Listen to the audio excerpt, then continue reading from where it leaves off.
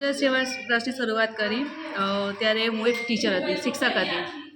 શિક્ષકની નોકરી કરતાં કરતાં વાલીઓના સાથે મુલાકાત થતી, ત્યાં વાલીઓમાં મમ્મીઓ આવતી બધી, એટલે બધી બહેનોની અલગ અલગ સમસ્યાઓ જાણવા મળી. ત્યારે મને એમ થયું કે આ બહેનો માટે મારે કંઈક કરવું જોઈએ. ત્યારે મેં વાત્સલ્ય સેવા ટ્રસ્ટની શરૂઆત કરી. ફક્ત 2 બહેનોથી શરૂઆત કરી હતી. કઈ સાલમાં કરી? 2019માં શરૂઆત કરી. અને ત્યારબાદ પછી લોકડાઉન આવી ગયું. તો લોકડાઉનમાં ઘણી બધી સમસ્યાઓ થઈ કે હસબન્ડની જોબ નથી હોતી, બધા ઘરે બેસીને કરવું પડતું બધાને. પણ ત્યારે કોઈના પગાર બધાના સેલરી સ્ટોપ થઈ ગઈ હતી. ગવર્મેન્ટના રૂલ્સ પ્રમાણે કોઈ ઘરની બહાર નહોતું નીકળી શકતું, પરિવાર કેવી રીતે ચલાવવું, ખાવા પીવાની તકલીફ પડતી. ત્યારે આઈડિયા આવી માસ્ક બનાવવાની. ત્યારે કલેક્ટર સાહેબે સપોર્ટ કર્યો મને, અને કલેક્ટર સાહેબે કીધું કે બેન તમે મને માસ્ક બનાવીને આપો તો હું તાલુકા વાઇઝ અમે કરશું આવી રીતે, અને તમે બનાવીને મને આપજો. એ પ્રેરણાથી મને ધીમે ધીમે આગળ વર્ક મળતું ગયું.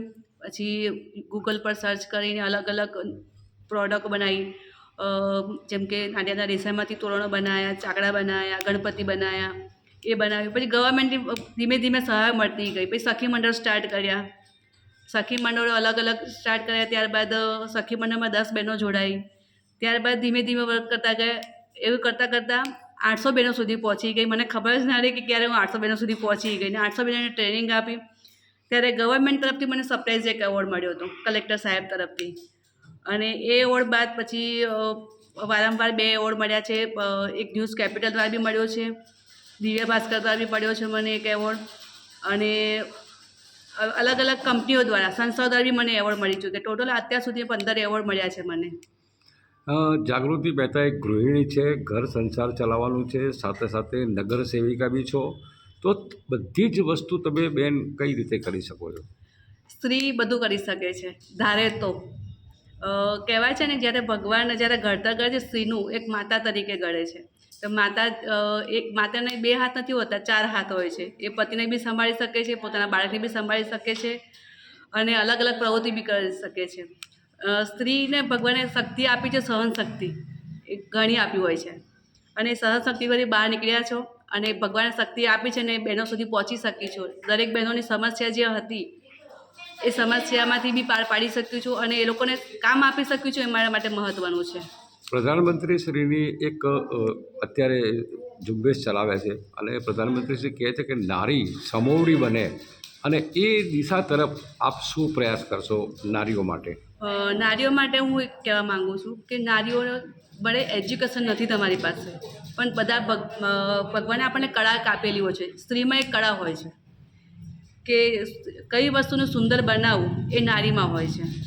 અને એ વ્યક્તિ આપણે ધારો કે ઘણી બહેનો એવી હોય છે કે બીજું કશું નથી આવડતું, રસોઈ કરતાં આપણને આવડતી જ હોય છે, રસોઈમાં માસ્ટર હોય છે. કોઈ બહેનો કંઈક જે પ્રવૃત્તિમાં, પણ જે બી પ્રવૃત્તિમાં તમે હોશિયાર રહો છો, એ કળા તમે બતાવો, અને એ કળાને બહાર લાવો, અને ઘરમાં બેસી ના રહો, બહાર નીકળો. અત્યારે આપણી પાસે કેવા લોકો આવે છે, કયા પ્રકારના આવે છે? શ્રમિકો છે? હા, મારા ત્યાં આગળ જે બહેનો આવે છે, જે વિધવા છે, ત્યક્તા છે, અને ઝૂંપડપટ્ટીની જે બહેનો છે કે જેને કંઈક કરવું છે, એ બહેનો આવે છે. શું શીખવાડો છો બેન આપ અત્યારે?